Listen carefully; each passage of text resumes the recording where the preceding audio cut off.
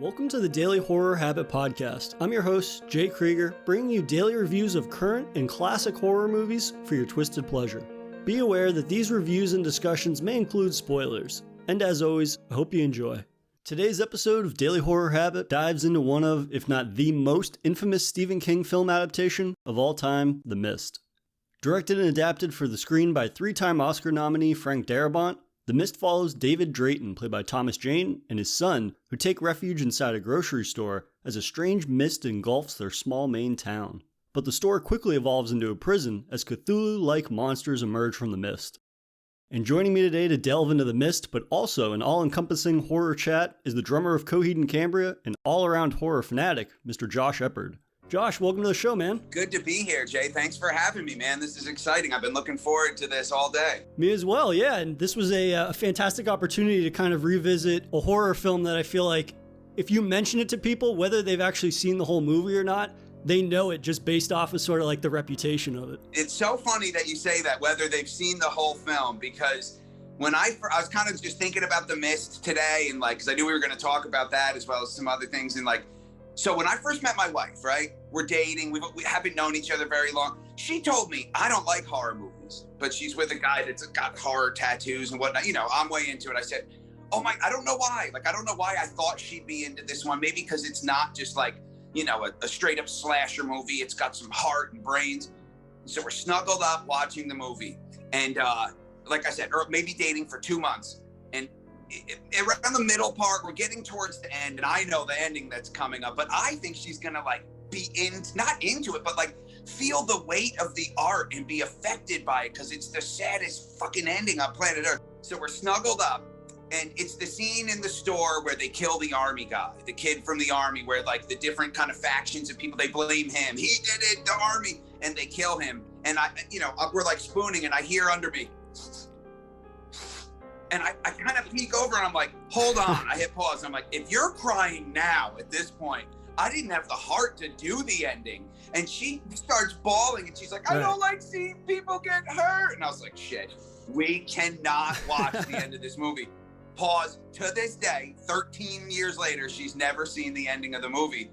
Also, my daughter, she came, it was on TV once, The Mist. She comes in the room. I said, dude, if you really want to watch it without the commercials, let's watch it. We're like an hour and 10 minutes into it. And I tell her like, hey, brace for the ending. It's one of the best. And in my opinion, it's one of the best endings of all time, dude. She was just like, oh, is this the movie that you wouldn't let mom watch? She stood up and walked out. Both my daughter and my wife have never seen the whole Mist. Yeah, it's heartbreaking to me, because I think endings that are, meanwhile, my wife Tammy will come home and show me the movie The Boy in the Striped Pajamas. I like cried for a week over that. Yeah, it's like, but The Mist is the weight of the art. Like the ending was so brutal and powerful that I appreciate it. I'm a big crier at movies. I'm bawling my eyes out. That doesn't, when I say I like it, I'm not saying I like what happens, but some people have a hard time kind of like understanding the difference, really.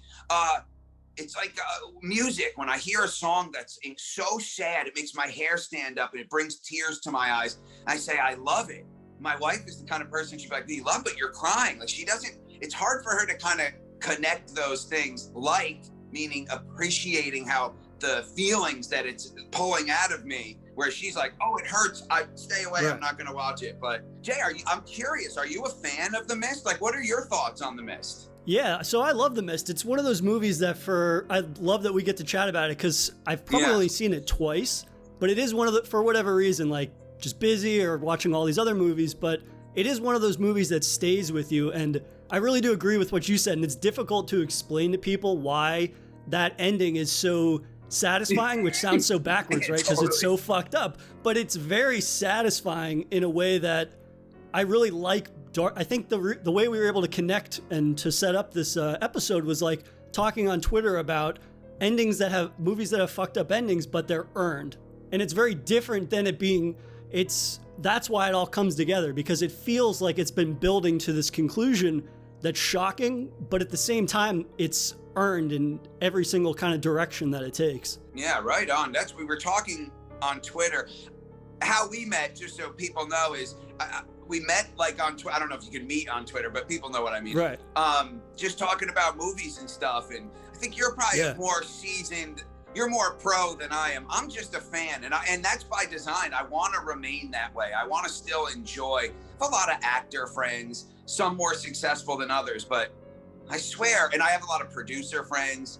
A good buddy of mine works in Hollywood, and like, I don't know. If I feel like when it becomes your job, or you kind of remove the fandom and it becomes work, some of the life gets sucked out. So it's by design that I just want to remain a fan. But it's interesting how we met just talking movies and bullshitting on Twitter. And I was like, hey, this guy's all right, man. And then specifically this podcast, I think I wrote to you, The Mist, best ending ever, which might not be, that's arguable, but it is an ending that if you watch that movie, you'll never forget that ending, man. I mean, it broke my heart the first time because I was invested. I think the movie's really well acted.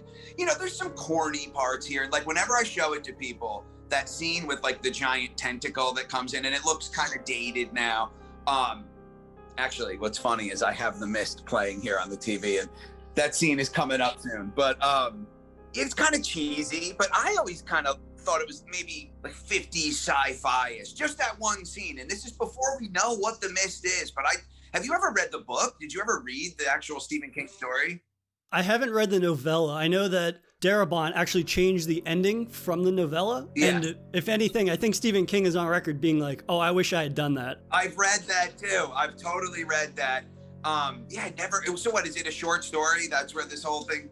Yeah, I think it's less than 100 pages or something like that. It was one of those kind of like anthology books that King was writing at the time. Shit, I should read it then. I don't know why. I've read it twice, but I've never read The Mist, the short story. Yeah, I never got around to it. I really should though. Maybe I'm like not turned off. I'm a fan of Stephen King, but maybe knowing that the ending is different, I don't want to like desecrate it in a way to me. Right. But I should, one of these days before I kick the bucket, I will read The Mist. I think it's important too, like we're leading with the ending, and that's because that's kind of like what this film is known for from afar, right? I have a ton of friends who probably, they haven't sat through the whole thing, but again, like the ending is so notorious for how dark it is and how earned it is. But really what I was surprised on this rewatch was how the entire movie is so strong, right? I mean, you talk about some movies where it's like, oh, that has a killer ending or a killer opening, but then perhaps other parts of the movie aren't as memorable. I found with The Mist on this rewatch, like the entire thing is so memorable, both in terms of the ending, but also in developing David's character, in developing and kind of just the commentary on the people in the town and how they change at the slightest inclination that something is different. Yeah. Obviously, early on, they don't know about the monsters and whatnot. They just know like, hey, there's this weird event. And you already start to see people change in a way that I think is really disturbing, and I kind of appreciate it more as an adult. Yeah, dude, totally, absolutely. When I was a kid and I saw this back in, when was it, 07, like, I was like, oh, there's some cool monster moments in there, it's gross, it's creepy, that ending's fucked up, and that was it. Yeah. And now almost, I'm able to appreciate more the older I am, kind of just like seeing how, oh, your neighbors can turn into completely different people, or they could turn into something almost scarier than what's outside, which is like monsters. There's a lot of kind of nuanced themes that like, dude, you're way younger than me, but I feel like even me, when I saw it all those years ago, there were things that I missed, and it's a great rewatch, The Mist. I was telling you before we started recording that like when I was getting it up, I had to go through all my different services to see where I had it, but I bought it because it's such a great rewatch. Every couple of years, Go back to The Mist, and I definitely enjoy it. In the climate of the country, like politically, and seeing people kind of break off in different sects and factions, and kind of, this like infighting. And you hit the nail on the head, dude. Hey, you're pretty good at this. The monsters inside, the people can rival what's outside. The power of fear. And fear is a motherfucker. Yeah, there's these like really kind of nuanced things in that movie. Also, like really well acted, in my opinion. Again, just a fan, but really well acted. Whenever I see, and maybe acting like music, maybe there's like a wide window. What I perceive as fake or stiff or bad acting, maybe it lands for somebody else, but maybe not. I'm not sure that's spot on, but bad acting can like suck you, at least for me, right out of the story. All of a sudden, Absolutely. I can see the craft service tables. I know there's cameras there. Like, I'm not where I want to be. And acting can do that. But the reason I say like maybe there's a window is there's certain things, and I won't be able to come up with like a perfect example, but where people kind of, it got a Razzie or something like that, and people say the acting is horrible, and I'll watch it and be like, I didn't think it was that bad. I mean, maybe low expectations or whatever. And then other things where people say it's like brilliant, and then I watch it and I'm like, I thought it was, and that happens to me all the time. Most recently, now I watched Taxi Driver before, right? I've seen the movie. As a kid, I used to be like, Taxi Driver, it's the shit. I watched it, and God, dude, it's so boring to me. I'm not saying it's badly acted. Hold on, let's make that clear. But Taxi Driver, and I'm just thinking about like us talking today and knowing like your knowledge about movies, and you're obviously so passionate about movies. What do you think about Taxi Driver? Is that a film you're a fan of, or? So I came to that in my, probably my mid-20s, like not more than 4 years ago for the first time. And I remember sitting through that movie and looking at it and being like, I understand. It's one of those things where it's like you almost have to try to put yourself in the shoes of fans or just people back in the day when that came out. Absolutely. I understand the reasons why this movie's so groundbreaking. I understand and I can appreciate how it's tackling this anti-hero or just straight up this vigilante that you're not really supposed to like, and how it makes you uncomfortable, the things he's doing, and yet you're in his shoes. So I can definitely appreciate elements of the movie. It's by far one of my least favorite Scorsese films. Not to say like, oh, it's bad. That's all I'm saying. Like, it really, and I got through it, dude, but I had to gut it out because I know the movie. I've seen it before. But just my last one, you know how things kind of ebb and flow on rewatches. I've seen it, but it had been so long. I remember the big moments. I remember the violent ending. But god dang, was it boring. I'm on a Scorsese kick right now. I'm trying to do his whole catalog. And I did Taxi Driver, but I think it's probably my least favorite, at least one of my least favorite films is, but it's like so celebrated. I bring it up for a reason. The Mist, I find, like, at least with people in my circle, gets kind of made fun of a lot. Like, there's people that don't like The Mist a lot. Yeah, like, I feel like I don't belong on this planet when people talk. It's just such a great movie to me. And if you can't look past the one tentacle that, like, looks dated because it's been 50, however long it's been, then I don't really know what to say to you. But I'm curious if you ever run into that. Like, I have a sect of people that love it, right?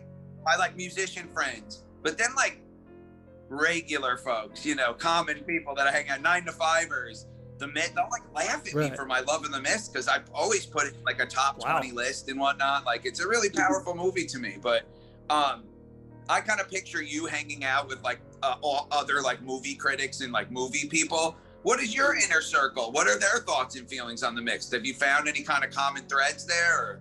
A majority of my friends really dig it like us, right? There are people that are like, okay, we can look at this and we can appreciate it we can look past maybe some of the shoddy CGI, but even on this rewatch, I didn't think it was, I'd almost been hearing the CGI was worse than it actually ended up being. It's not that bad, dude. It's not that bad. There's a couple little wonky things.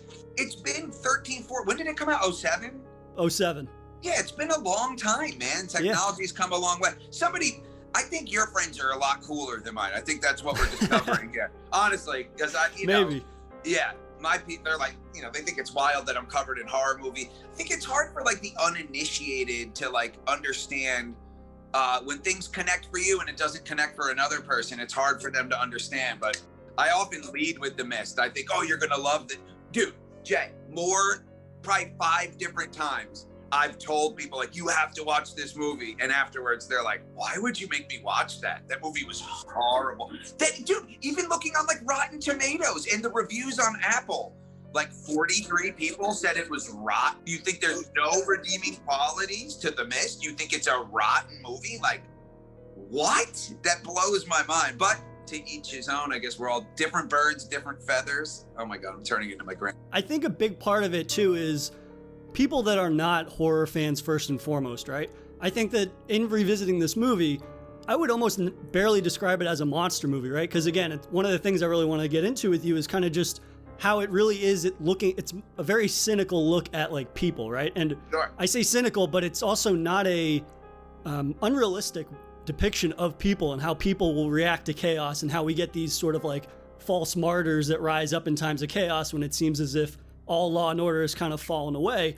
And in terms of just like my circle of friends and stuff, it's like, yeah, we're able to appreciate it while not holding it at fault for like, again, like CGI or some of the kind of like cheesy, maybe dated moments. But in terms of like looking at it as a monster movie, like it is a monster movie, but I wouldn't lead with that. You know what I mean? I think that's 100%. It's selling it short of what its true potential is.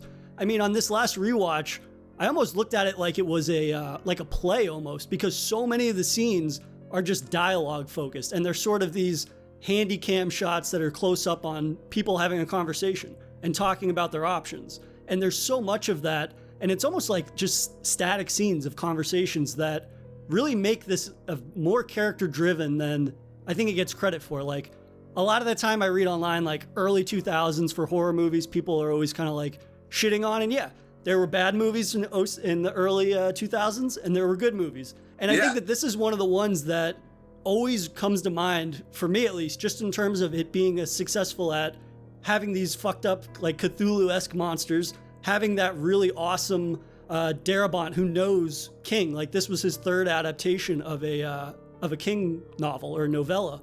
The others being what? Green Mile and Shawshank. Oh, duh, of course. Jesus, I'm getting old, man. You're a lot younger than me. God, that's upsetting. And I have those movies posters on my wall. Those are important movies, but okay, yeah. But also, like, he also knows how to write horror as well. Like, he got his start writing, Nightmare 3, Dream Warriors, The Blob, and The Fly 2. Like, he had written horror before. And so to see him start with Shawshank, The Green Mile, he almost sort of gets that kind of, like, King vernacular, that King texture in telling a King story. Yeah. But then he's got the horror chops to sort of back it up and really capitalize on those fucked up moments, like with the tentacle that you keep bringing up. It's not just that the tentacle grabs the kid, the tentacle latches on and starts ripping chunks of flesh off, and then more tentacles come. So it's really awesome just to see how well-versed he is in this world to make this more than just a monster movie. And I don't keep bringing that up to like besmirch monster movies, but I think it is doing it a disservice in just being like, it's a monster movie, when in reality, it's a really well-made movie that has monsters in it. Yeah, I couldn't agree more with you, Jay. And again, not to disparage at all monster movies, but yeah, man, there's more pulp here. There's a lot going on. And maybe there's other examples in like monster movie world. I mean, hey, I love King Kong Skull Island or whatever. I thought that was a fantastic modern monster movie. I was actually blown away by it. I loved it. But yeah, The Mist is a powerful, important movie.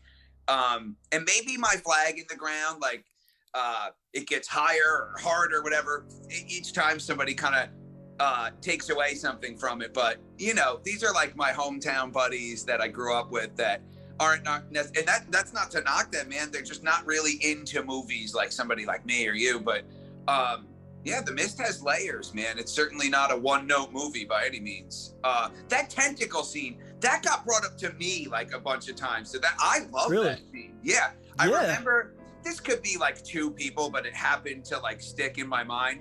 I love that scene. I remember when I first saw it, and you don't know what's out there. And then you're like, oh shit, oh my God, what the hell? Like, I mean, I had no idea. I had no knowledge. I didn't know about The Mist. I didn't go see it in its theatrical run. I came out around a time that I would just buy up every DVD. Didn't really hear of it. Oh, this looks cool. Oh, I like that guy, Frank. And so I said, all right, I'll grab it. And was really kind of like taken on a journey watching it. That kind of changed my life in a way, not to oversell it, but it's a movie I'm sitting here 15 years later still talking about. And, you know, it's one of the more important kind of movies that stands on its own. Like whenever I get in a conversation about movies, like we end up talking about The Mist, but it is a polarizing movie, at least in my world. Sounds like it's not quite as polarizing in your world. Fair. That makes me happy, actually. But yeah, that tentacle scene to me, I want to go on record, is a fine scene. I don't even remember the CGI looking that bad. Maybe a couple little wonky moments, but that scene, you just did a rewatch. I watched it maybe 2 months ago, so I didn't rewatch it, but that's the first time that we're aware that something out there is not of this world, right? Mm-hmm. Okay, so that's a big important scene. Yeah. I don't know. My friends suck, Jay. That's honest to God. That's dude. That's what we're getting to the root of this conversation. You need new friends, Josh Eppard. That's been decided. Now, I think when you work in like a creative realm, you have a really wide net, and I think it might be wider than a guy that went to school to do this and he does this and he has his little circle of friends. Like I have such a wide net, so I get all kinds of different things. I got, friends of mine that I grew up with that I honor our history that are like, diehard conservative Christian, right? And it's like you'd never think that we match up, but like I said, I honor that history. But yeah, hearing some of their opinions, it doesn't really jive with me, and it's a kind of culture shock for me a little bit. But I do have like a real, and just where I grew up, I live where I grew up still, I still live where I grew up, so I have a lot of those like old friends. But yeah. I have a few friends that love movies and we get to talking and they love The Mist. And I kind of, in my mind, that like, I don't know if it's true, but they like, to me, they're kind of like your friends. They're creatives. They love movies. They're into things that are off the beaten path. I mean, dude, my wife is a perfect example. She'll sit and watch movies. We just started doing, I know we're supposed to talk about The Mist and I keep bringing up other movies, but it's all good. Hey man, I love talking movies, so I'm game for any side tangents we want to go down. Yeah, so I'm doing like this Scorsese kick on my own, whatever, And me and my wife have been watching movies, and I said, oh, we should watch Django Unchained. She had never seen Django Unchained. She really liked it. And that movie gets violent and definitely uncomfortable at times too, but she really liked it. It's one of my favorite Quentin movies. We had watched Inglourious Basterds. She liked that one. I said, hey, you know what we should watch? It's not a Quentin movie, but he's in it. We should watch Dusk Till Dawn. And God, she hated it. She would deny it. I didn't hate it, but she was just like, we actually got in an argument over this. I said, well, I want to know, like, what didn't you like about it? She went, it's weird. And that like offended me in a way. Like all of a sudden I was transported back to 7th grade and getting like smacked in the back of the head by somebody like, you're weird. And I was like, that's not a good answer. Like why, what was weird? She eventually said it just didn't connect for her. Like the whole movie, I'm hooting and hollering, laughing at all the funny parts. Not a peep out of her. I could tell she was not enjoying it. But Tammy, my wife, kind of embodies like this wide groups. I get like all these real, and this is a good part of it. These different opinions and people that like would be, The Mist. No way, we wouldn't watch that. We're gonna go watch The Piano, which I think you're like this too. I like all movies. Like my room is decked out in horror stuff, but across the board, I mean, I love a good romantic comedy. We just watched Crazy Stupid Love. Somehow I never saw that movie. I really enjoyed it. I thought it was a lovely movie. And it was nice that my family could watch it because they don't like horror. Although for my birthday, we did the whole Nightmare on Elm Street series, which was like such a treat for me. That's awesome. Yeah, for my daughter to like, dude, when I tried to show Maggie, my daughter, Star Wars when she was like maybe 5, 6, very, very young. Again, I hear we're 2 minutes into the movie, dude. We're like right after the text. Darth Vader made her cry. It scared her too much. It was like, oh, maybe in a couple of years, tried again in a couple of years. She just wasn't interested in it. So for them to take the time, watch the entire Nightmare series, including New Nightmare. We didn't do the remake, but understandable. Awesome. Yeah, I know, right? Here's a funny thing about that remake. And I'm not going out on a limb here. Like, I understand this might just be my own theory or my own thoughts and feelings. I felt like before they were making the movie, if I was sitting in the room with the people making it, I'd have said, man, the hardest part is going to be having like a different Freddy. And I feel like they kind of, not the look of him per se, but like, I think they God, I wish they went further. He had that like Southern drawl. This ain't gonna hurt one bit. And I thought they kind of nailed Freddy. I could have swallowed that Freddy. I could have totally got into it. It's all the other shit in the movie just didn't land for me. I'm curious, what did you think of the Nightmare remake? Yeah, I felt the same way in a lot of ways. And my issue mostly is like, I keep looking back because I only saw it the one time because I was just so like. Are you a fan of the Nightmare series? Like, do you like Nightmare on Elm Street though? Yeah. I have the DVD box set on my. I don't know if you'll be able to see, but I've got like my movie. Yeah, rock stuff and roll, over there. yeah. But yeah, so I've got that throwback Nightmare box set. But yeah, no. And also, I just want to say, like, with remakes, I'm all for remakes. I don't know if that jives with the majority of horror fans. Like, I'm always for them making remakes more and more. I'm with you. I want content. I want new movies. I'm with you. Would I take a sequel that's canon with all the? Yeah, sure. But like, if it's gonna be a remake, I'm in, dude. I don't want it to just go away forever. Like, I'm desperate for them to do another Friday the 13th remake, and I thought they did a good job with the 09 one, honestly. But yeah, me and my friend group are huge fans of that remake, and it's one of those things where it's like, at this point, I'm the same way. I'm like, I just want content, because there's so many sort of like rights issues and legal battles that are holding all these things up. And at the end of the day, though, if it means like getting another remake of a classic franchise or something and it's very different, that's cool. I'm glad they took that risk, because if I want to watch the original, I'll watch if I want something like the original, I'll just go back and rewatch it. It was kind of like... Absolutely, dude. Absolutely. I saw so many people that, I'll use like the Evil Dead remake that they did as an example. People are like, well, it's not funny. Nobody's like Ash and all those things. And I was like, that's cool, man. We got 3 movies of that, and I can revisit those classics whenever I want. Yeah, and the original Evil Dead wasn't funny. The comedy came about in Evil Dead 2. Did you know, as a kid, when I was a young kid, I didn't know it was a remake. I didn't know Evil Dead 2 was like basically another shot at 1. And I was like, why are they going back to the cabin? Like, I had my own theories, as like Ash had amnesia, and but he could kind of remember this cabin. That's why he was going back. And who's this girl? Like, I didn't understand. Nobody told me. Dude, when I was a kid, there was no internet. Like, or it was no, when I was young, there was no internet. I had a buddy. See, I was in a band, so I had older friends. When I'm in middle school, I had these high school friends that worked at the video stores, and they just let me come in and pillage, rent whatever I wanted. So I just grab all the horror movies. Cool cover, I'll grab it. And no one explained. I knew no facts about it. I didn't know who anybody was. I knew none of the storylines like behind it. It was just me and my little group of friends. I'm still friends with them to this day. They don't love movies like I do anymore, and we would just kind of watch horror movies. But yeah, I never could understand why in Evil Dead 2 he went back. But 2 is where the comedy, 1 has funny moments, like they cut off the chick's arm and like blood, and then it's just like paint comes out and like all kinds of. You might laugh at that, but I wouldn't call it comedy. The funniness. What did you think of the Evil Dead remake? Did you like it?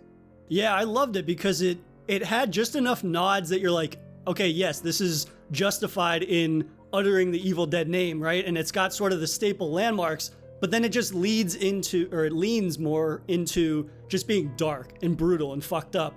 And to a certain point, I would almost say like there are nods to the humor, right? I mean, the movie ends with blood raining from the sky, much to the same way like when they have that sort of slapstick approach to blood, especially in 2. It's just different, right? It's them taking that and leaning more into the brutality in a way that I really loved. Yeah, me too, dude. Me too, Jay.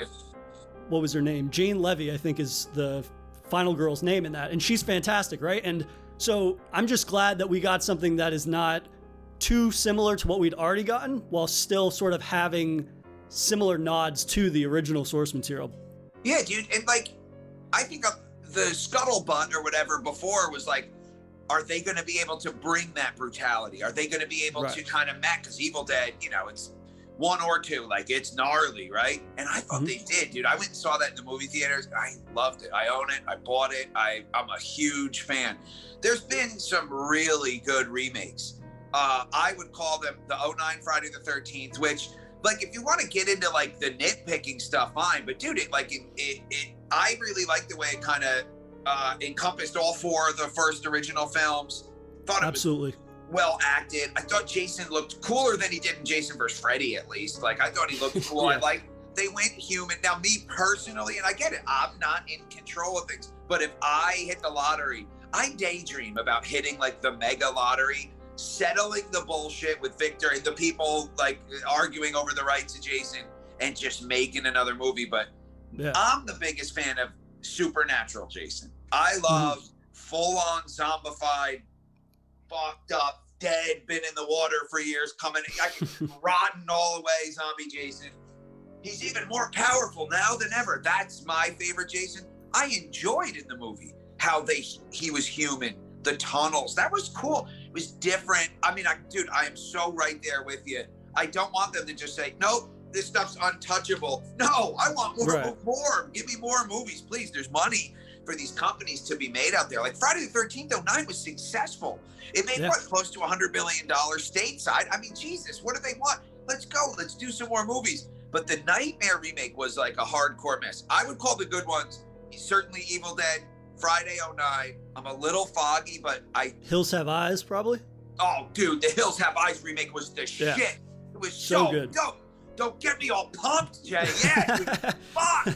I would have forgot that one too. Now, there's been so many Texas Chainsaw, like modern ones. There was one. Was it the one with Jessica Biel? Yeah, that was 03 or 06. I can't remember, but that was Marcus Nispel who directed it.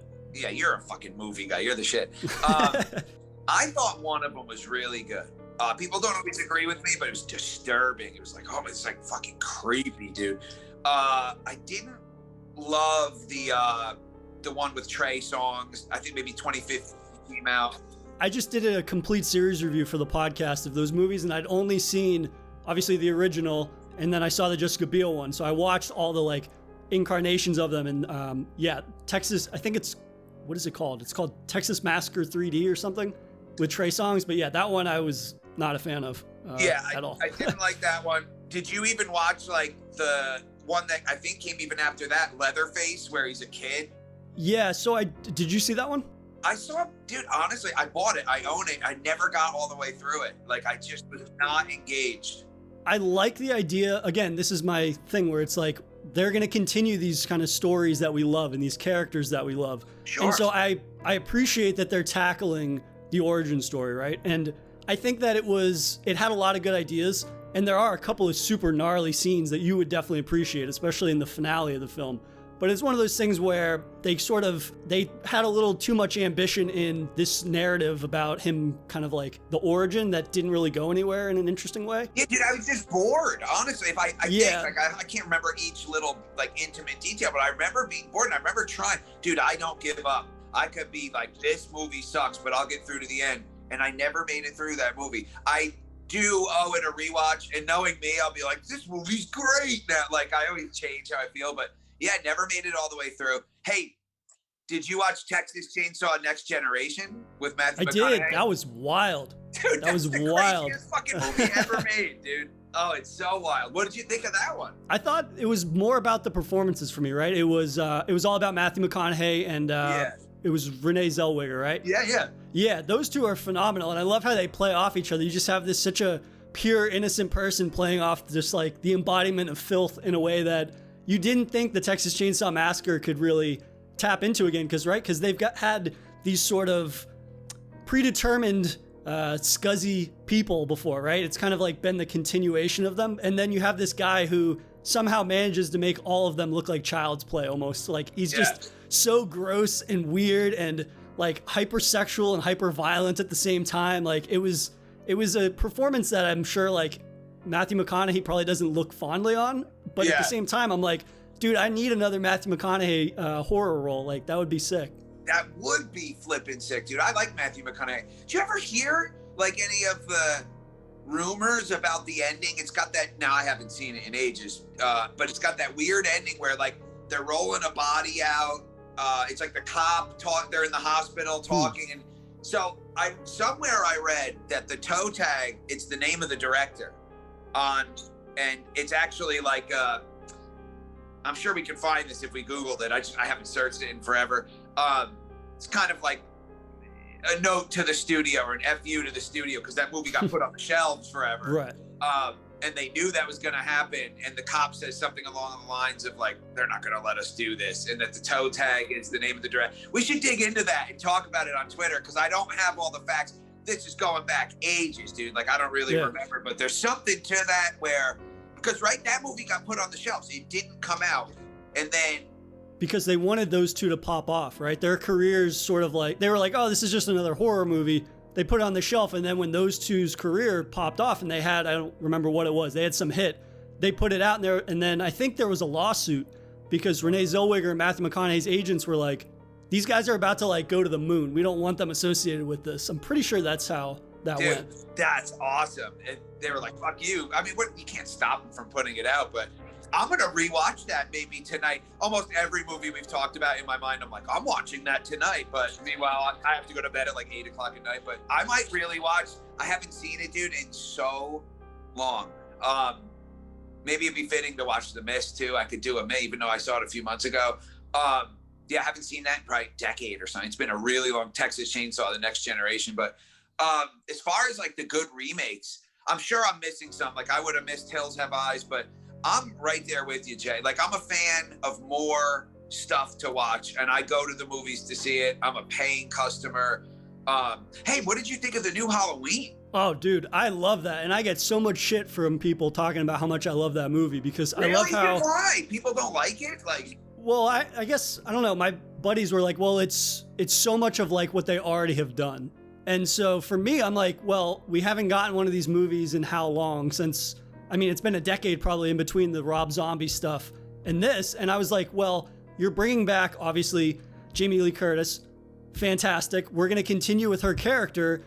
And they're introducing her character in a way that it doesn't sort of like nitpick different things that happened in those other movies. And yet it's addressing especially like her trauma and how much that movie affected her. Like that event is so pivotal. It's not just like, yeah, there was a psycho killer that's in prison now. It's like, no, that's fundamentally fucked up a person, even if she survived.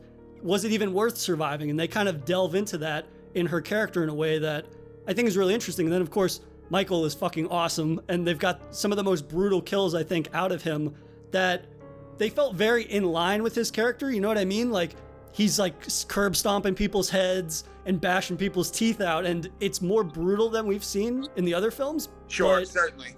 It still feels in line with his character, right? It's not sort of like super fantastical, if that makes any sense. I know exactly what you mean, which the Rob Zombie one kind of went down that road. It was like Kane Hodder, Michael Myers was giant, enormous. And there were moments, like, I like the Rob Zombie Halloween. I do remember being in the movie theater and like feeling like it was a real opportunity missed to like, you want us to believe Michael's home life was hell, then make it hell. And what they did with the father, he was like, hey, little motherfucker, get my breakfast, you little pissant. The whole audience erupted laughing. Yeah. And I was like, fuck, man, like, how ill would it have been if, like, they're telling us this father's awful. Tell us he's awful. He's grabbing his daughter's ass and he's obviously like touchy and molesty and gross. Yeah. Go down that road. They made it funny. Like, every time I saw it, the audience died laughing at the father. And I thought that was an opportunity like missed, but maybe that's just like, as a fan, I wanted to understand this is where Michael's, if that's what we're doing here, it's not a mysterious darkness like in the original when Loomis says there's just nothing behind his eyes, which that was cool too, but we're not doing that. We're going down that road. Show us it's horrible. And it was like really funny, but I'm a fan of those Rob Zombie ones.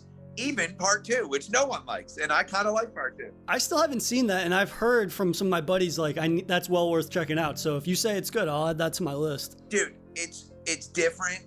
Oh, I thought it was Jay. I really like it, and no one likes it. Like everyone. I'm used to like being a part of a fan base and then finding a little island of my own. Like, but that's just really how I feel.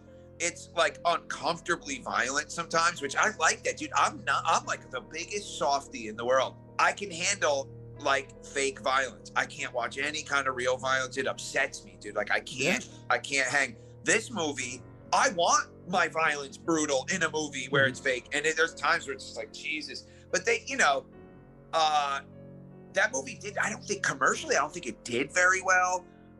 It just didn't land like that first one. But I think that, oh man, dude, you got to watch. I don't want to say anything to Rudy. You got to watch it. I'm so curious to see what you think, Jay. Like, really, really curious, man. So I hope you check it out and then tweet about it. We'll talk about it. We'll get other people involved too. But yeah, I was a fan of the Rob Zombie ones. I'm so stoked that Halloween, the 2018, had the success that it had. And I'm so happy there's 2 more coming. Again, it comes back to content. We want movies. We want stuff.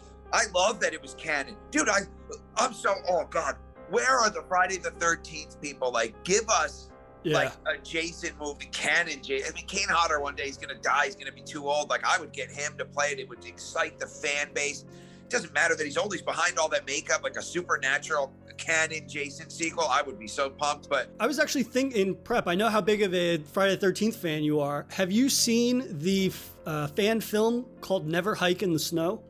Well, there's Never Hike Alone, and then the sequel is Never Hike in the Snow, right? Yeah. Yeah, I've seen them both. I've seen them both. Okay. Yeah, of course. Okay, cool. Those are going to be my recs, just because obviously not feature films, but I really enjoyed just how they kind of, I mean, in the interim, we're sitting here on our ass with no Jason content, and I thought that those were pretty cool. It was interesting. Obviously, it's a fan film. There are going to be certain limitations, but it was awesome to see creatives just kind of run with it in a way that feels authentic to the source material in a really fun way. And it has, which is not an easy feat, dude. Like, yeah, that's not an easy task, right? And they did. So, okay, there are people that watch every fan film. Well, I'm not one of them. I haven't seen some of them are horrible. Like a buddy of mine who actually, he made this mask here. He does the Jason masks, and he did this part 7, which is a really good part 7. Oh, nice. Well, I actually have a part 7 from the movie. It wasn't on camera, but it's one of the backups from the actual movie. Oh, sick. Yeah, it's fucking awesome. That's dope. So he was like, you got to see this one. I can't remember what it was called, but it was like, and we watched it and it was like enjoyable in a way, you know, but like the Never Hike Alone. So Never Hike Alone, which I believe is the first one. I hope I'm saying that right. It was like methodical. It was slow. And then Never Hike Alone. Yep. Yeah. Okay. I was so blown away by that one. So I believe the story is the guy who made that, or the team that made that, did like a GoFundMe, and they raised a bunch of money. Like people loved this fan-made movie, and then they had all this money. My biggest gripe with Never Hike in the Snow is that it's too short, because I like it so much. I want more, which is a compliment to them. That's saying like, hey, I like what you've done so much. I wish there was more. But dude, I love those. I fucking love those. And I love that there's like a community of people that could put something like that together, that care enough still about these movies that, like, I mean, you know, I'm getting fucking old, dude. I'm 41 years old, man. Like, there's these movies like came out, they had their heyday before a lot of these people were even born, you know? Right.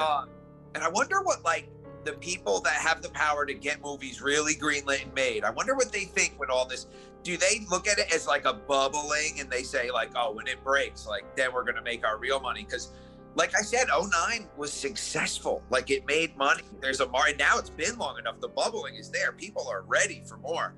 But yeah, sometimes I'll go down a YouTube like rabbit hole and just check out some of those fan-made ones. Some of them are hilariously bad, but there are some that are really good. Yeah, it's cool. Yeah, I just brought those up because I think that those really show that if you're going to do a fan film, it's more than just throwing a mask on, right? The whole, the entirety of those, it really just captures the essence of the character and sort of what those movies go for. But I think it's interesting, we've been talking about remakes, and while it's not exactly a remake, it's this idea of like how hot King is right now in terms of adapting his movies to the screen, right? Totally. And so I think in this heyday of whether it be like It, or you've got The Haunting of Hill House and these things, I'm really interested to see if The Mist ever gets a resurgence, because The Mist is one of those movies that I think it has all of the different elements of horror that people are really coming back to. This idea that we want specifically like character-driven stories. We also want those bloody monster moments. And I think we had mentioned a couple of times that loading bay scene with the monster tentacle or the Cthulhu tentacle, and talking and highlighting why Darabont is so remarkable in this movie is that he's able to take that monster moment that's like, okay, here's the tentacle, but then he really brings it back to the characters, because that interaction at the very beginning of the movie is everything. Those guys are sort of like chastising Thomas Jane, and they're like, shut up, Hollywood. You're like, you think you're better than all of us. We're not going to listen to you. And it kind of just really highlights that when people are scared, they start conflict out of nothing. Sure. Yeah, dude, absolutely. Yeah. It's like, it's not subtle really in the movie. Like they hit the nail on the head. Like, this is what fear does. But how, isn't it odd, dude? It's like really wild how applicable it is right now in the climate right now. Get out of here, you liberal elite Hollywood. You don't know what you're talking about. And then, you know, people fear being so powerful. People turn to God. And then you've got the groups and, oh, God, remember? You know what, Jay? I did you a disservice. I should have watched this last night. It's all like flooding back to me. I had just watched it so recently, and honestly, I ran out of time. I'm so busy running around, but more and more people keep going with the religious lady, that kooky lady, and she's scared. Yeah, dude, she's more frightening than anything out in the mist. Oh, and you know, not to always go back to the ending, but the icing on the cake at the ending was the woman that left in the beginning on the truck. She made it back. Oh, it's just, oh man, dude, I'll cry right now thinking about it. It's so heartbreaking. That scene was supposed to have, they actually cut it out, but there were supposed to be people from the store that were following the religious lady on there was supposed to be another truck that goes by from the store, which shows that like the mist was actually dissipating on both ends of wherever it came from. So this idea that like, yeah. And so that was one of those things that would have just been even more heartbreaking. This idea that this guy that sort of spends the whole movie being this kind of like this vestige of good, essentially, all of a sudden, all of his good work and whatnot is for naught, right? He made the wrong decision, even if he had the best of intentions, and he had like the purest of heart. So I'm curious. I wonder why they took that out. Like they thought like it was enough heartache, like they could. I think Darabont was probably, I mean, he was so fortunate in that he had creative control over that ending, right? That was the deal from the start, and I think he even he sacrificed his salary, I think, for the movie, or he had to make the movie at half the budget or something to that extent to ensure they would not fuck with the ending. Yeah. And I would bet since he got exactly what he wanted, he was like, let me lay off a little bit. Yeah. Because then it might be almost like, because that scene is just the perfect amount of fucked up, right? Yeah, it's like too heavy-handed. If like, oh, by the way, if you stayed put, I get it. God, I never knew that, dude. That's pretty. That's gnarly. I never read that. I can tell tonight I'm just gonna go on a mist rabbit hole reading. It's just so interesting to me. It is. I thought I read everything about it and like knew a lot of stuff, but you seem to know a lot more than I do about it. That is really interesting and really cool to hear. Like that's fucking wild. Listen, I have no qualms with the ending. Like I don't say, oh man, I'm crying my eyes out, but I wish they did this, but I never heard that story. That's really, really interesting. Hey, because this is what I do, and I know you try to pull it back to the mist all the time. I'm curious though, what did you think of Dr. Sleep? Did you see Dr. Sleep? Oh, dude. Dr. Sleep is the most slept on horror movie did it come out last year or 2 years ago? I can't remember. I've got COVID with the pandemic, brain, so. Everything, it has to be 2 years ago because I went to the movies to see it 3 times. That is the most slept on horror movie, I think, of the last two or 3 years whenever it came out. Just because I think the reason it didn't blow up outside of like horror circles is because mainstream audiences don't know what the fuck Dr. Sleep is. It sounds stupid, but if they had said The Shining 2, Dr. Sleep, that movie would have blown up, I think, twice the amount that it did. I think it was a marketing thing because there's nothing wrong with that movie in terms of being a sequel to one of the kind of like Mount Rushmores of horror in a lot of people's eyes. That movie should not be as good as it is. You know what I mean? Yeah, dude. Like, so I had that conversation with like a movie friend of mine, and we watched like some of the trailers on the DVD. It never says the sequel to The Shining, but they do say it on some of them. But yeah, like just as an overall umbrella, like way of campaigning it. But what do? The book is called Dr. Sleep, and like, are you a fan of Mike Flanagan? Do you like Mike Flanagan? Yeah, I dig Mike Flanagan's stuff. Yeah, I like Hush I really like Hush. That's like my introductory to Mike Flanagan for other people that are like, hey, what should I see of this guy's? It's either that or everybody has Netflix. So The Haunting of Hill House, like that miniseries is fantastic. What about, hey, did you watch the sequel, the season 2? I haven't watched it yet, The Haunting of Bly Manor. Yeah, so I did see that. It's very different than The Haunting of Hill House. And I think anybody that goes into it expecting it to be similar to The Haunting of Hill House is going to be disappointed because it's much more like classical gothic horror. It's more of like a ghost love story than it is a horror series. Yeah. So I think it has a lot of solid performances in it, but I think it's definitely the weaker. I kept hearing about it, so I'm hearing about it. People are loving it, and then it just like went away.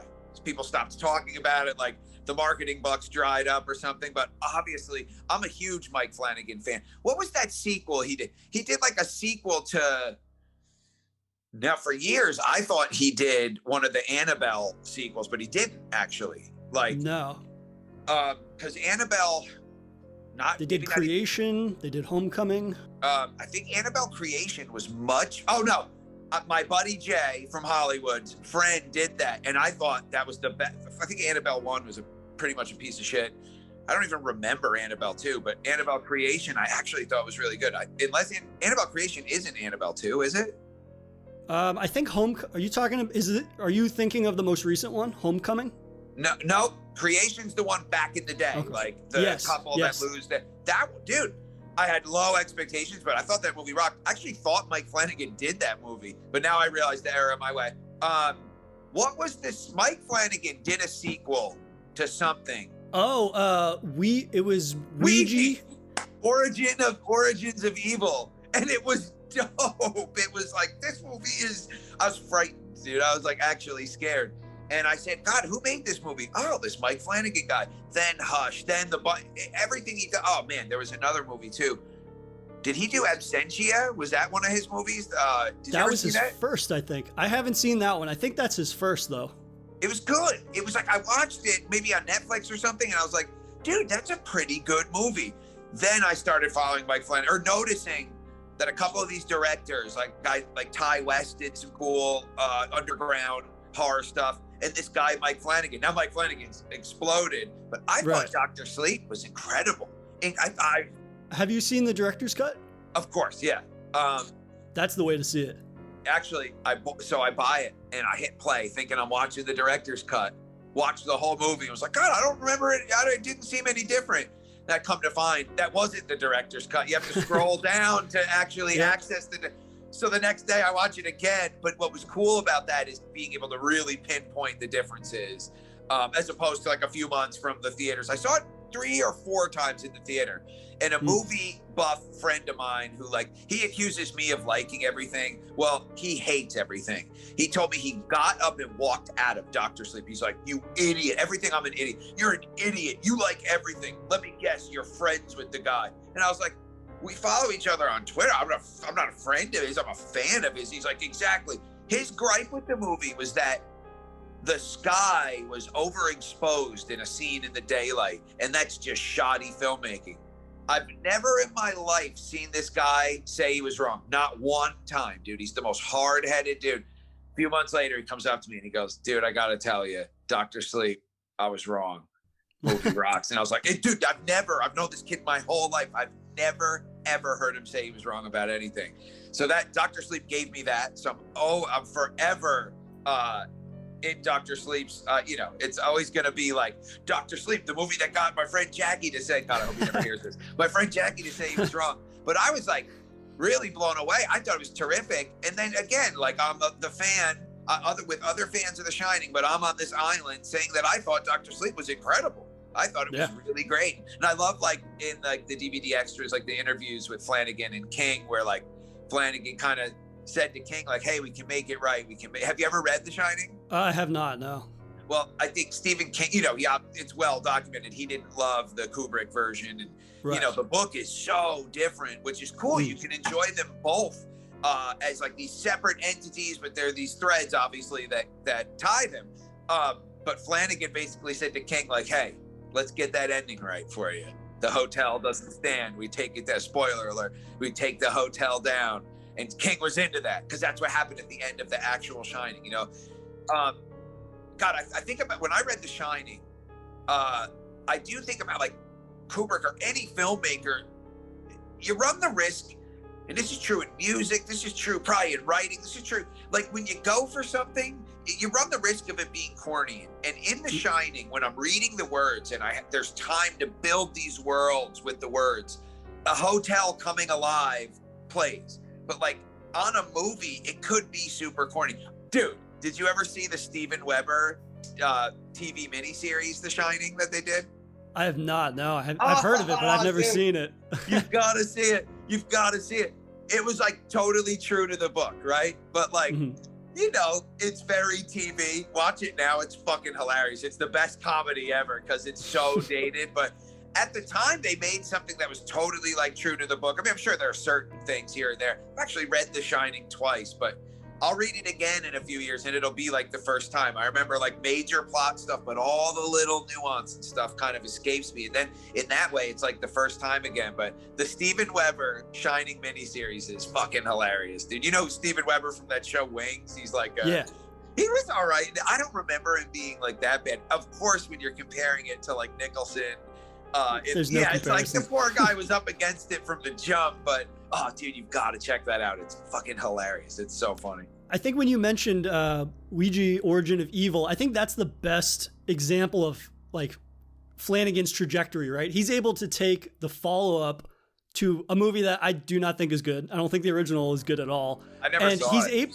Well, you're lucky. You started with the better of the two films. But I think that it shows that he's able to take this kind of like generic, forgettable horror movie, and then he's able to put his own sort of like nasty spin on it and make it super memorable. And I mean, that movie ends with such a like holy shit moment that you're not expecting, even if it is sort of designed as this sort of like mass market appeal horror movie for a mass market audience, right? And then he has so many of these little iconic moments throughout it. You would assume that this is his universe that he's created from the jump. But I think, in all of his movies, he's able to take these familiar premises, and then of course he's able to do that with all the King stuff that he's adapting, especially with like Gerald's Game, which is a movie that like fucking Gerald's Game is phenomenal. How does that movie work? And then he just makes it work in a way that is heartbreaking, fucked up, super disturbing. I mean, that's one of those ones where you're just like gritting your teeth the entire movie, and it's got so many different beats to it that, I mean, that's one that I don't think gets enough love in terms of not just Stephen King adaptations, but Netflix original movies and that whole conversation. Yeah, dude, I totally forgot that Mike did Gerald's Game, and it was fucking phenomenal, dude. That ending. Now, again, I'd never read the book or the story. I didn't know any of the source material. I saw there's a few directors out there that when I see they do something, I jump in. I saw Mike Flanagan did it. I jumped in. I probably had bloody palms from my fingernails pressed. Dude, I was on edge. Yeah. Well acted, well written, but that ending, dude, that was incredible. That like big, weird stuff. I mean, almost beast-like, dude. Oh God, I don't want to ruin it for anybody. Oh man, so good, so fucking good.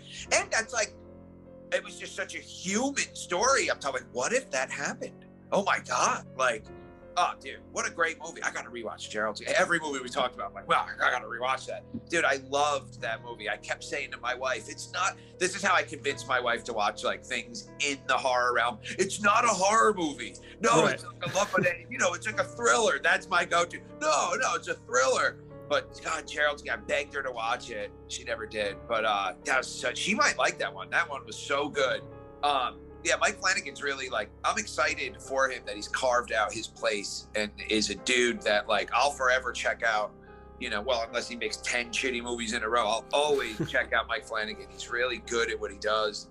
I'm so glad there's like horror directors out there like that kind of putting their stamp on, carving out a place and really becoming stars. Like there's not a whole lot of directors that I'm going to check it out just because they did it. And Mike Flanagan is definitely one of them. And it started early. Like, I'm so glad that I watched Absentia. And I don't know why. Dude, on Netflix, there's so many, like, horror options. And, like, a lot of them I'll get through because I have this thing where it's like, I'm an artist. And I always want people to give the music I'm a part of or the music that I make, like, the time. Just give it the time. Let the song play. Don't talk through the song, forever, my whole life. You play somebody a song, and inside you're like, here comes the best part. Without fail.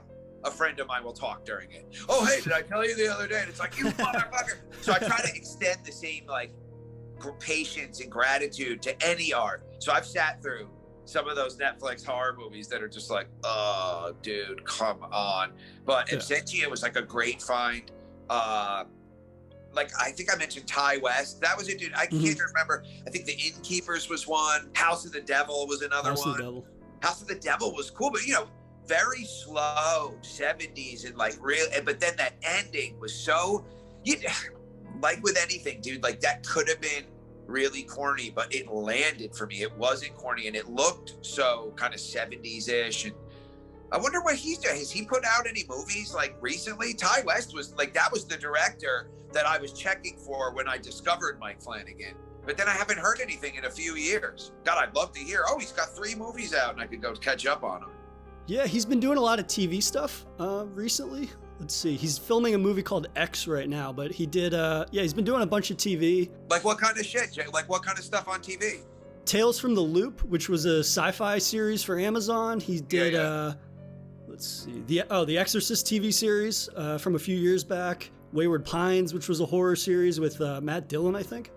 And he did a Western with In a Valley of Violence with Ethan Hawke. So he's kind of been all over the place for a while. So it's one of those guys I would love to see him sort of come home to what he started with. Because totally. That's one of those things where it's like there's so many people show up and they're so promising from the start, and you just kind of you want them to be able to explore. I mean, I'm not an artist, but it's one of those things you want them to explore creativity wherever it comes, right? If somebody has an idea for something, they have that creative passion, that drive. You want to see how that flourishes in other genres or other art forms. Just because by the time they come back to where they started, they might have a new influence or a new style developed. At least that's my thinking of it. I got to do like a Ty West rundown and kind of check all those shows. Like I bet I'd be into, and I never checked. You know, we're in like the age of content. There's so much stuff. So much. Yeah, and it's like, of course, me, every night I go to bed, I go to like the same 5 TV shows, like comedies that I watch. But like when it's horror watching time, I like to be fully dedicated. I hate falling asleep during a horror movie because I feel like I've kind of disrespected it. I don't feel bad falling asleep to like my cheesy sitcom, Parks and Rec, The Office, 30 Rock. I mean, those shows are terrific. They're not cheesy, but those are my shows I fall asleep to. But I got to do like a Ty West rundown. Did you know who Ty West is though? Like before me mentioning him, like, yeah, you're really, I like look up to you in a way, Jay. Like your knowledge is for real, and I'm serious, dude. I'm not trying to be like super corny. Like I've just noticed from like the tweets that you cultivated and whatnot. I'm always like, oh, this dude really knows his shit. And like if you put out that a movie's good, I'm gonna check for it. That means a lot to me. Thank you, man. Yeah, big time, dude. And I respect that, like, that you care about this art form, and so do I. You know, might not have like the knowledge base, but like I said, I do think some of that is by design. It's that, you know, I'm not writing. I mean, I got published as a reviewer, but I told the magazine went under right away. But I told them, I said, I want to make it clear, like, I'm not a reviewer. Like, I don't know. I'm the real thing. I'm a fan, and that's it. So I'd write these silly reviews. I think I reviewed Origins of Evil. What was the other Flanagan movie that he did? Oculus, right? Didn't he do Oculus? Yeah, that was good too, man. I liked Oculus. I was like, oh shit, this horror guy's coming out. That movie seemed to get a lot of steam. Like people were into it, and people were talking about it. Hey, did you ever watch the Mist TV show? So I did not, just because Me neither, dude. I was skeptical because it was on, I think it was on Spike TV when that was a thing. I don't know.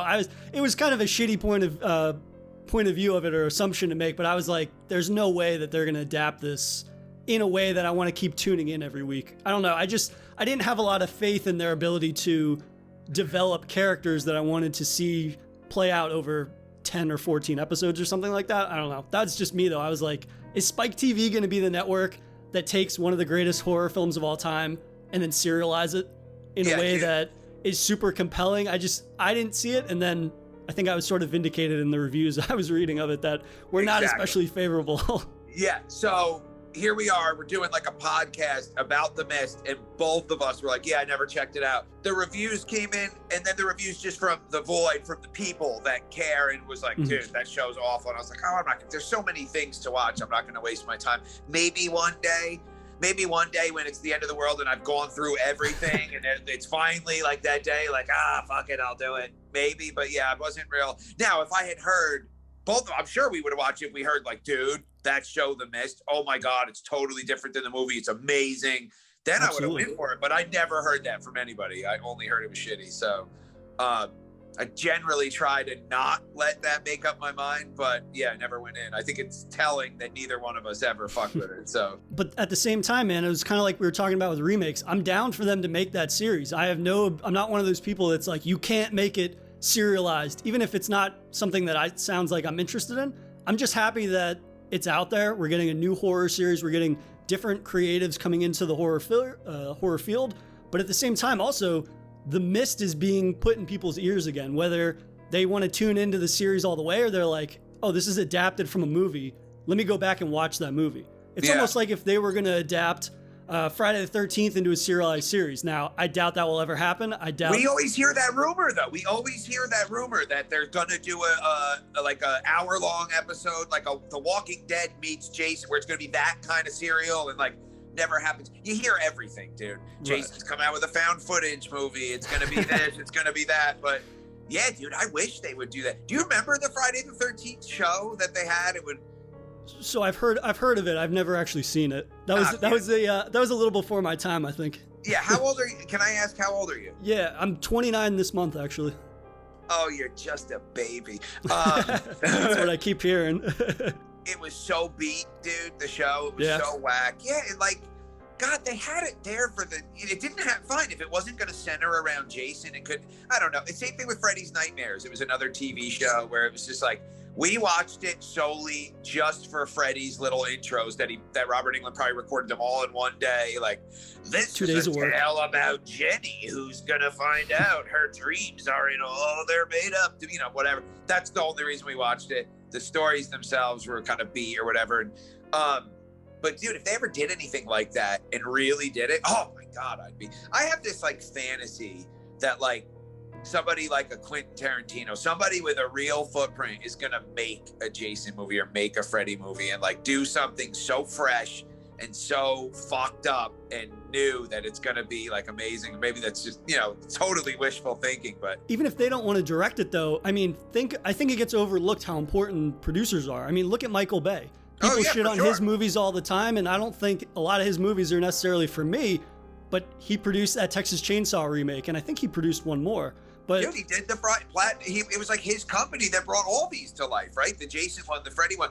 I get it, dude. He recognized there's a market for it, and he's a guy that can get shit done. Say what you want about Michael Bay. I've enjoyed plenty of Michael Bay productions, dude. Like, I get it. It's big, explode. Like, I'm a popcorn movie guy. I can go and fucking dig it. But he recognized that there was, like, a place for it.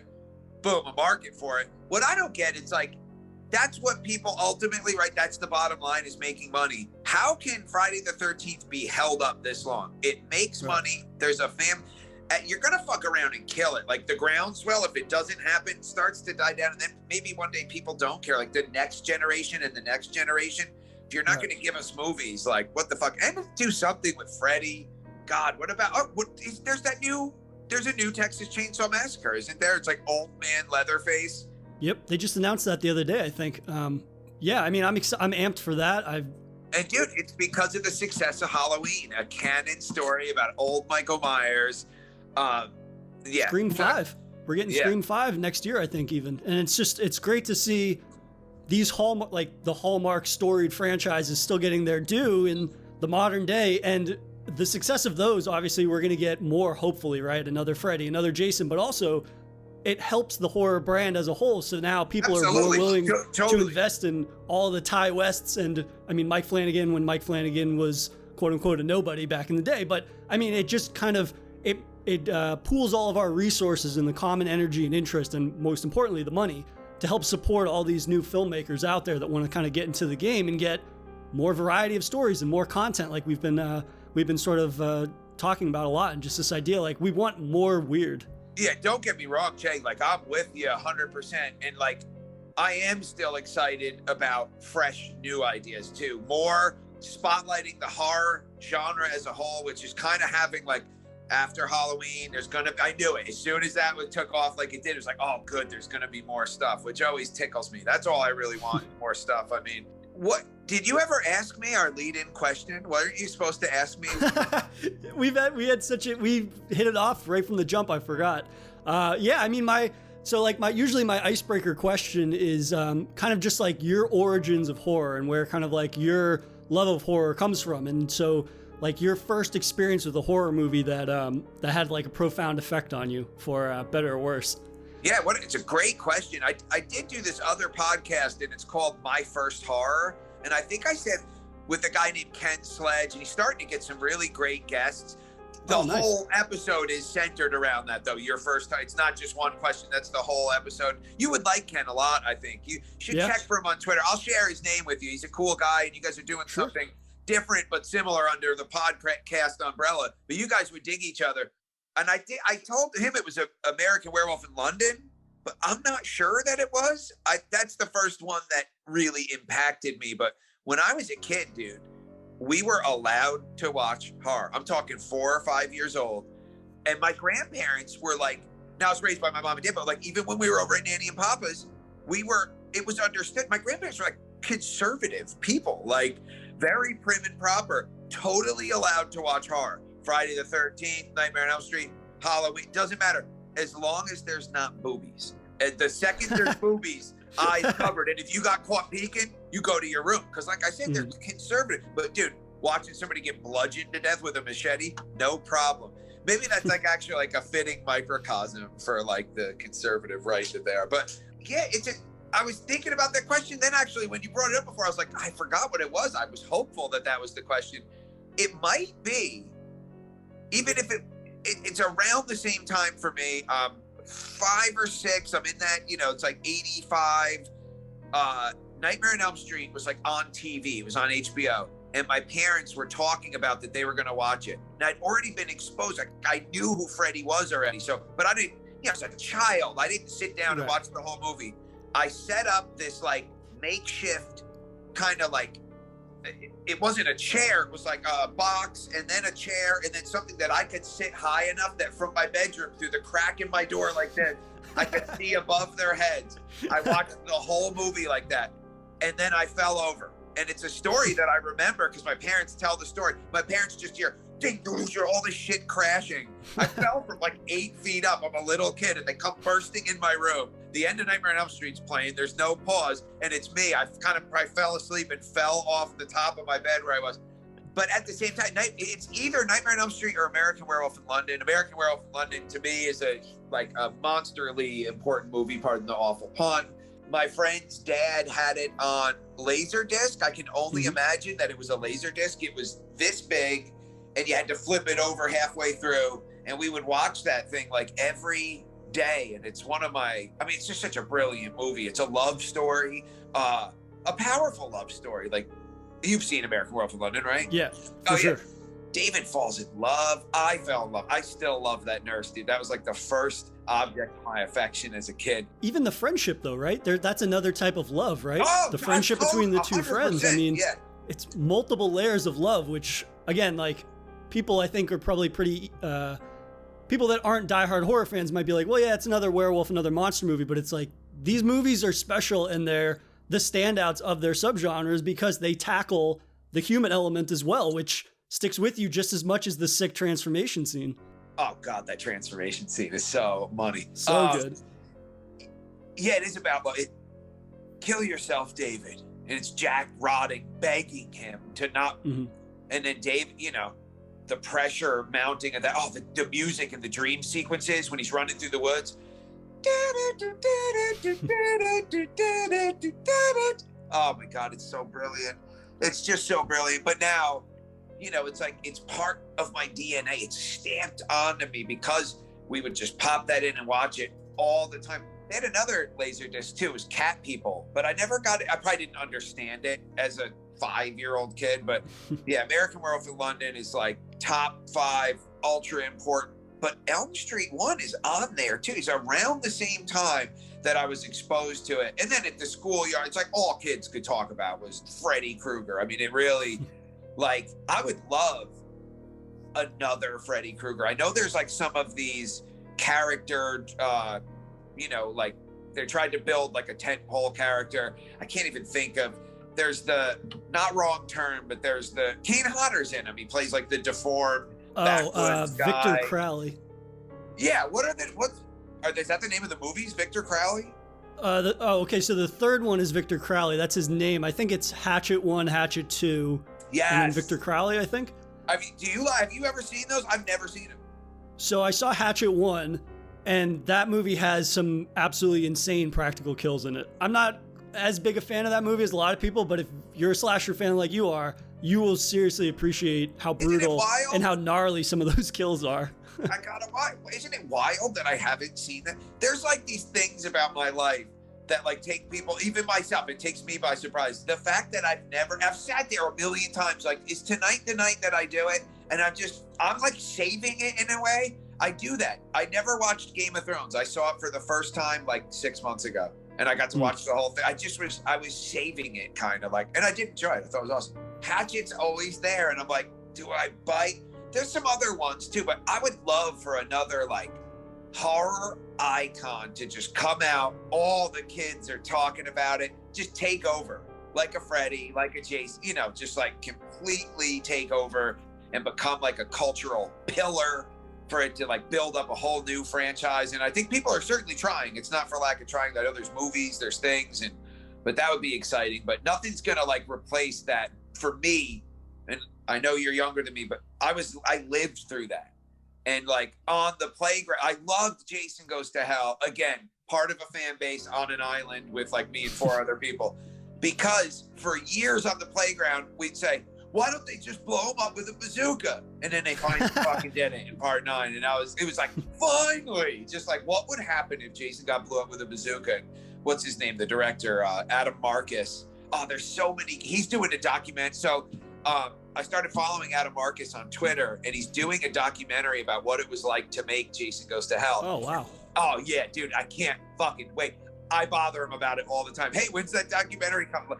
You know, but some of the stories that have come out, like Sean Cunningham, who had produced the early ones, the first one, and that was part of the tagline. And when they were marketing it, the producer from the first comes to bring you the last. It was Jason Goes to Hell, the final Friday. And it was Sean Cunningham who said to Adam Marcus, get that damn mask out of my movie. He had it with the mask. Could you imagine being like so disconnected and out of touch from what the fan base wants? But they did give us the coolest looking, and it might look a little like puppety now, but dude, that shit looked so cool. And I love Jason Goes to Hell, dude. I absolutely love it. Adam Marcus had done a commercial. He had never done a movie or anything. He gets thrown into this thing. And yeah, they're making a documentary about it. And I for one, cannot wait. It's one of my favorite Jason movies. And that's not because I'm trying to be like a contrarian. It was the first time in my life that Fangoria had ever said anything good about Jason. Fangoria's, what they do is build it up, you know, market it, promote it, and then rip it to shreds. Like, oh, this movie's terrible, blah, blah. It was, and the headline in Fangoria was, in praise of Jason at last. And it talked about, and I was an impressionable like 13-year-old kid. Jason Goes to Hell didn't come to my local cinema. I'm 13. I can't get to an hour down. I can't go to New York City on my own. I'm 13. Although I probably would have if I knew where the theater was. Like, I'd have done anything to see it. I skipped school the day it came out on DVD. Back then, you had to wait a goddamn year for the shit to come out on DVD. I skipped school that day. It was at the door of Alice in Videoland waiting for it to open.